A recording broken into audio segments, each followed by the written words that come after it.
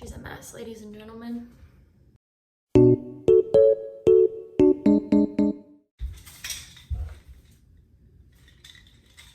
Now we may begin. So today we're in a little bit of a different setting. I am going to be waxing and dyeing my eyebrows. So they're just a little bit, they're not there enough for me. You know what I mean? So I'm getting set up right now and wanted to show you guys the process. I've got my waxing kit, taking this lid off, putting this lid back on, and then I just turn it up to high heat to get her nice and melty. And now I will get the rest of the supplies ready. So, baby oil to get wax off of anything and everything. Cotton balls, because I normally use reusable cotton rounds, but I ruined them last time I tried to use them. So we use cotton balls. Make sure you have a dry surface. You just wipe down my sink. Here we have our tint sticks to cut up some little strips of our cloth. We also are going to need a little mixing things. I need to get some of this makeup off of my eyebrows. I already have wax on me. Okay, micellar water. Just need to get this little bit of makeup off of my eyebrows. So an important thing if you're going to wax your own eyebrows is to not use any products that have acid in them for a week to 2 weeks before you wax. And so that means like your retinol serums, anything with like hyaluronic acid. I stay away from those serums that I use, or I will just use them like on my forehead and then from here down. And I don't want it to touch any of the skin because it, as Skincare for Hiram says, I'm not a professional, I'm not nearly as educated as he is on this matter, but they basically like dissolve the top layer of your skin cells so that when you go in with wax, you have less barrier to protect your skin, because wax pulls off the top several layers of your skin cells as well. So if you're already compromised in that area, then the wax is gonna go deeper than you want it to. That's how you're gonna get those raw spots and that sensitivity. So be sure that you haven't done anything super crazy to your skin in a little while, so it has a nice, even protective coating all over. By the way, reusable cotton rounds, game changer. I feel like my skin has improved so much, and like blessed, I got a zit right here in the middle we're gonna be waxing over. Literally last night, but whatever. Our wax is still on high. Let's go ahead and mix up our dye and get that going. So I just have these little capsules. They're really cool. You can just empty it all in here. Got this black powder. Be sure to do this over your sink so that you can rinse any dye you may spill down the sink before it stains anything. Okay. And then we use our developer. The more you put in, the less dark your dye is gonna come out, and the less you put in, the more concentrated the dye is gonna be, so it's gonna show up darker. I like to go a little bit darker because I find that after like 2 days, it fades to the exact color that I like, and I feel like it lasts longer. Whereas if I dilute it too much, I feel like it doesn't last as long and I have to reapply it more. So just like that much, I think. And then mix it up with my little brush. I'm fully aware that this video is gonna show off a lot of really unflattering angles, but I'm just convincing myself that I don't care. Everyone has unflattering angles, okay? It's totally fine, we're all human. Okay, so now we have this nice, can't even see it, it's so dark. Our wax is still melting nicely.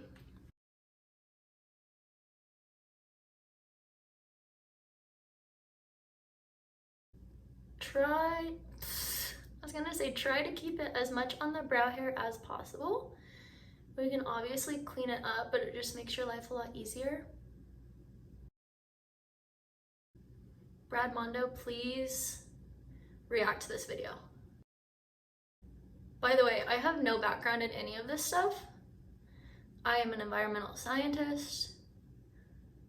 All I know is reusable cotton pads and recycling and ooh,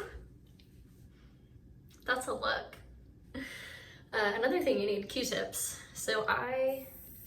Which by the way, I saw something about reusable Q-tips. I need to look into those because those look really cool. And then I just tried to clean her up a little bit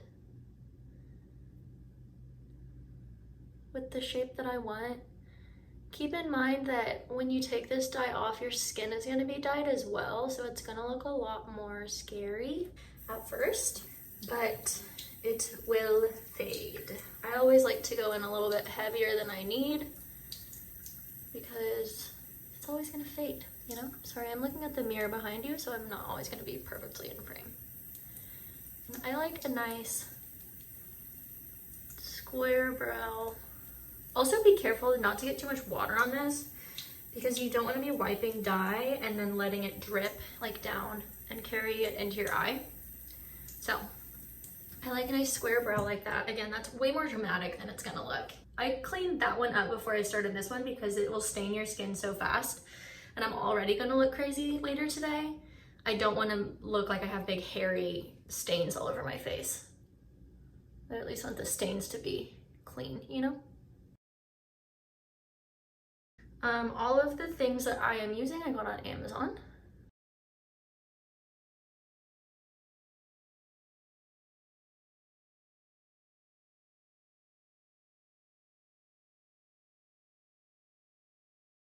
Going back in and cleaning up.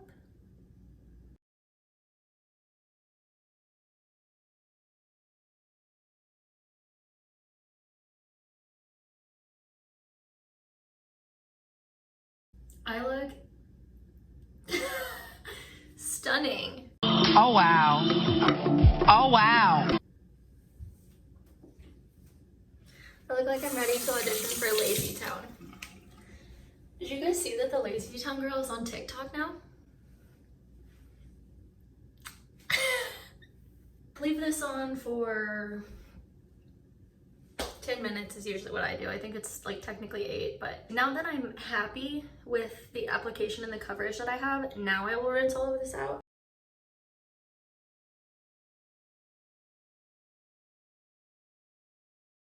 See, it's already looking more human. Already.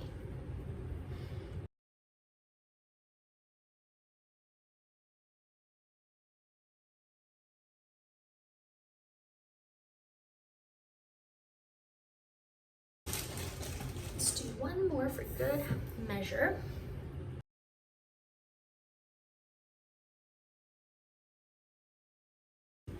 Now let's turn this bad boy down to low, and it needs to sit.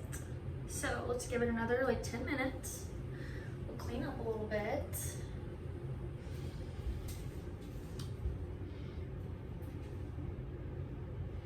I got some wax on my shirt, and then I tried to clean it off with baby oil, and now there's just a big black smudge. So if you see it, no you didn't. Ooh, now she's very melted. You're doing amazing, sweetie. So the reason I started doing this is because I used to get my eyebrows waxed and tinted every 3 weeks, and it cost me $40 each time. If you can do basic math, you realize that that's too fucking much money. So I first started tinting my own eyebrows, which saved me quite a bit of money actually. I think that tinting was like the majority of the cost. So I started doing that, and then I continued to get them waxed, and then my waxing girl, she had a baby, and I just kind of decided that I could figure out how to do it on my own even if I just started tweezing. So I started tweezing and trimming. Trimming my eyebrows is one of my favorite things. And then I picked up the little flamingo wax strips from Target. But I mean, I like a straight brow. I had a hard time with getting the arch in that I wanted. So I finally just did some research and watched some videos and invested in this little waxing kit. And I love it, and it's incredible. And I'm trying to get all my friends to let me wax their brows. And some of them have agreed. But I'm also nervous of like making my friends bleed, you know? So when applying wax, get a little bit onto your stick. You apply with the hair growth. So since my hair is growing this way, I'm gonna apply this way. And then you put your strip on and you rub it with the hair growth.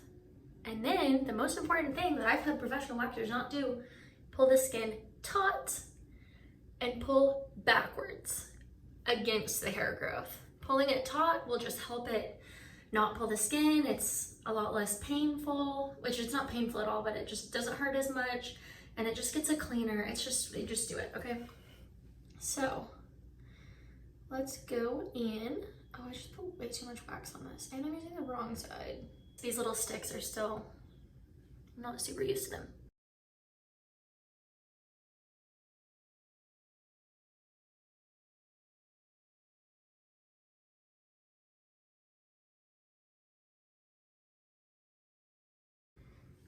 Go with the grain of the hair. Make sure you leave a little tail. Pull the skin taut and pull backwards. I try not to go over my skin twice because I've just noticed it makes it way more sensitive, and I mean that's what they say, you're not supposed to wax more than twice. I don't like to wax more than once over the same spot. I don't know why. I've had waxers that can do that on me. I don't know why exactly, but I've just learned that the spots where I was going over double, I was like, the next day I was having some redness and some sensitivity and it was just a little bit more raw, so I try not to do that.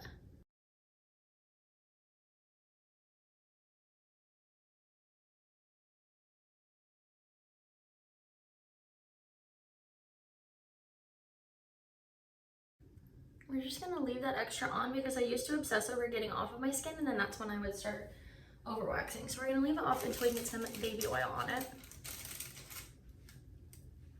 Why do I feel like I do such a better job of this when I'm not trying to film it?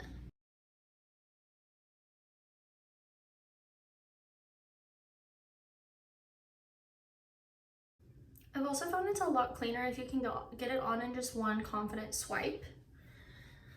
But I just don't really have that angle when I'm close to the camera, sorry.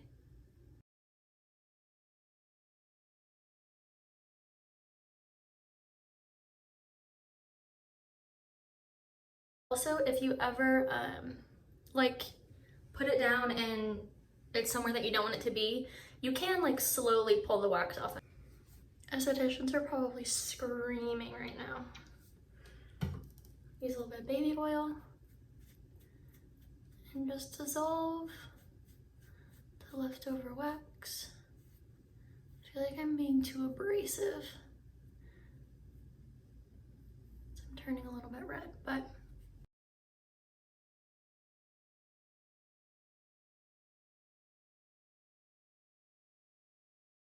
did a little bit too much right in there. For the most part, I'm not really shaping my brows a whole lot because I'm already pretty happy with the shape. I'm really just getting all of the extra hairs taken care of. Sometimes I'm more adventurous than others and I try to give myself a little bit more shape or go a little bit skinnier. But for now, I'm just kind of cleaning them up, giving them a little TLC. Well, I guess this isn't TLC because I'm literally putting hot wax on them and ripping them out of my face, but you know what I mean.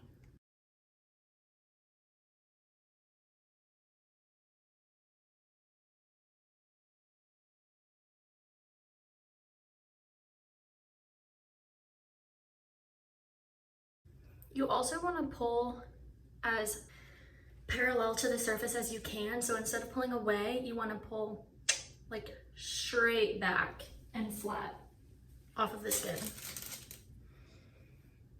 I think that has to do with just the contact that the wax makes with the hair and the angle that it comes best out of the follicle.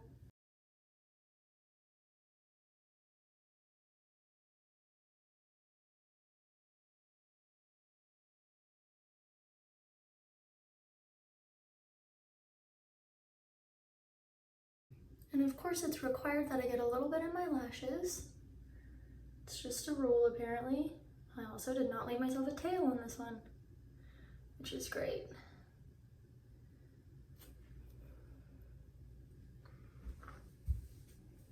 Okay, now the best part.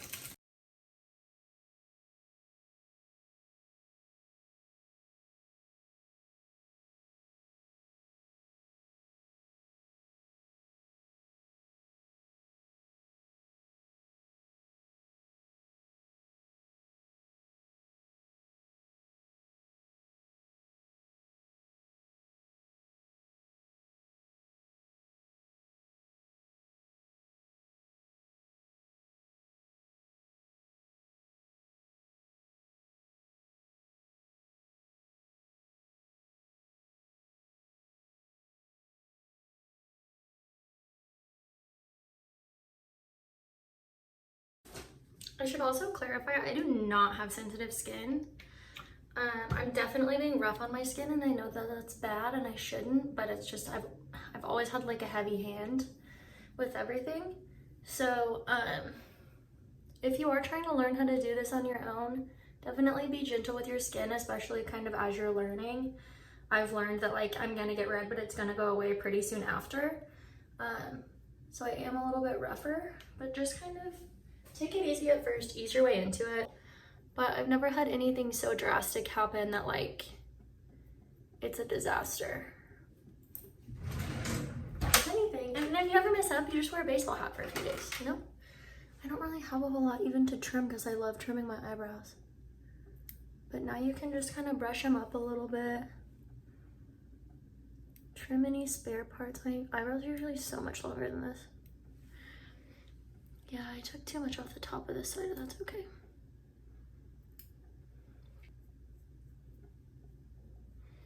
Make sure we've got all the wax off. And then I use a little bit of a little calming serum.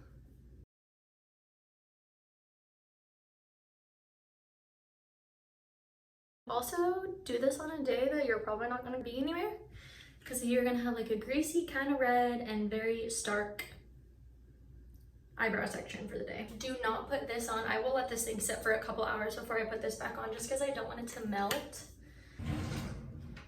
Okay, so I'm gonna finish cleaning up here, and then I will come back in a few days when this is all kind of back to equilibrium and show you guys the final product. So see you in a couple days.